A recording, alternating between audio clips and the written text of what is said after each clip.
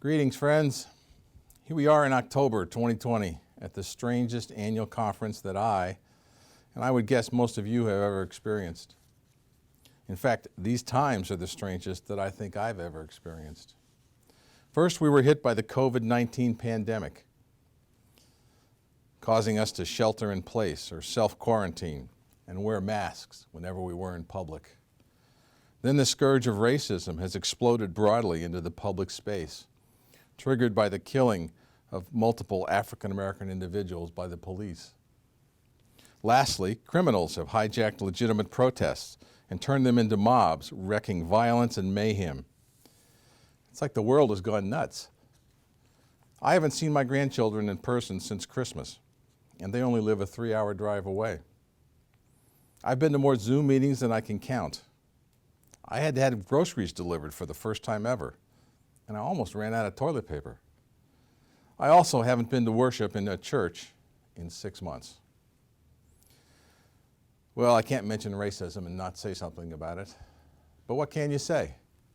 It's wrong. It's a sin. It detracts from our very being, and it separates us from the love of Christ.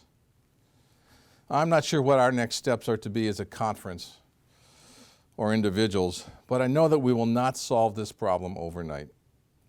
Several initiatives have begun or will be started soon. I encourage you to participate in one or more. I'm learning things I never knew and should have known. I'm reading a book entitled How to Be an Anti-Racist and trying every day to be a better person, more like Christ. The mayhem and violence perpetrated by the criminals who hijack legitimate protests is also wrong and criminal. The people responsible need to be held accountable for their actions. Wow. What a sorry picture of our world I've painted. I'm recording this in September, and there is no telling what things will be like in October when you hear it. However, there are some good things happening. In fact, I suggest that we will never go back to the way things were. We've saved untold dollars on gas and travel time with Zoom meetings and allowed people in distant locations to participate more actively. Many churches are now streaming worship and other services or have established a new electronic presence. My home church, Grove, in Westchester, for example, had been talking about streaming live worship service for years and never got over the hump of not knowing how much it would cost or how to do it. However, the first week of the quarantine, we live streamed worship from our sanctuary with borrowed equipment and a minimum of folks present, all socially distancing. We're reaching people now that we could not reach before, such as the homebound and the distant. Over time, the church has invested in better equipment and planning, and now puts on 2 worship services and an hour of faith formation on Sunday morning, a children's nighttime Bible study, and several small group Bible studies during the week. We also had a virtual vacation Bible school. We will probably not be back in the building for in-person worship until sometime in 2021. But we plan to continue to live stream even then. That's just one example of a church reacting and adapting to the current times.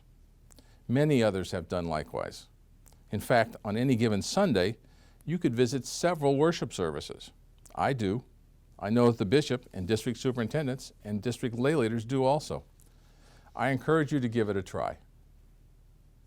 Here are some other examples of churches' activities. Ross Street in Lancaster has fed the hungry by giving away 400 boxes of food to its neighbors. Food boxes provided by Blessings of Hope contain 40 pounds of food to complement meals for a family of 4 for 4 days. Lumina partnered with Ross Street and funded the last 2 distributions. The first distribution was called Feed the Body, Feed the Mind, and included books for children. In July, Ross Street partnered with the Optimist Club of Lancaster in a similar event called Feed the Body, Feed Creativity. In this event, 115 bags of activities for children were distributed. The bags contained arts and crafts and physical activity items, such as frisbees, balls, and jump ropes. Hopeland United Methodist in Lidditz had a buckets list for families ministry. Various games, puzzles, and other family fun activities were placed in a bucket for families to enrich their time at home together. And we've had plenty of that. Covenant UMC in Lebanon had a free food giveaway with food boxes provided by Blessings of Hope Ministry.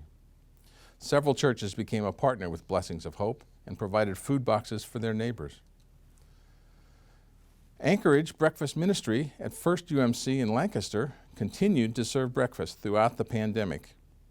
Guests were provided with a bagged breakfast each morning, Monday through Friday.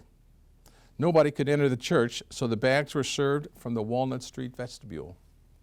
All safety procedures were followed. Often masks, socks, and other necessary items were also provided. On average, 140 breakfasts were served daily.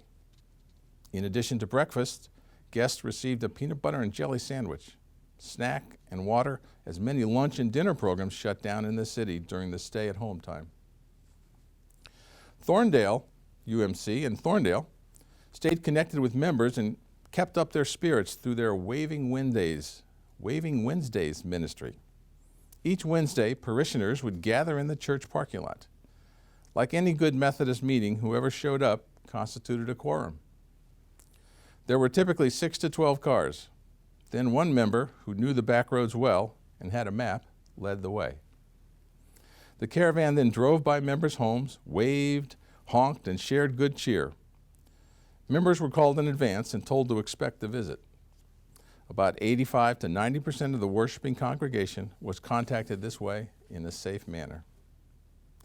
Now, these are just a few examples of lay people sharing the love of Christ with their neighbors. There are many, many more. Especially in trying times like these people are keeping the main thing. That is, making disciples for Jesus Christ for the transformation of the world. May God bless all that you do. Amen.